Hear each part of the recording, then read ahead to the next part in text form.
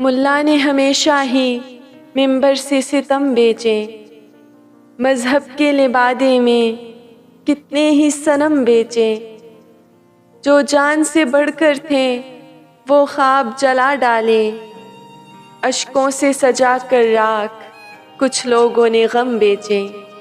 صحراؤں میں پھرتا ہے اب کون تہی داماں، کیس اپنا جنوں سستی بھی اپنی قسم بیچے۔ انمول خزانوں کو بے مول کیا ایسے، جو لب سے لگانے تھے ہم نے وہ علم بیچے۔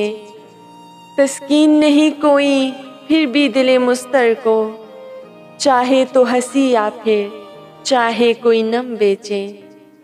مشکل ہے سمجھ پانا غم ایک طوائف کا، خواب آنکھیں بدن اور دل سب کچھ وہ بہم بیچے۔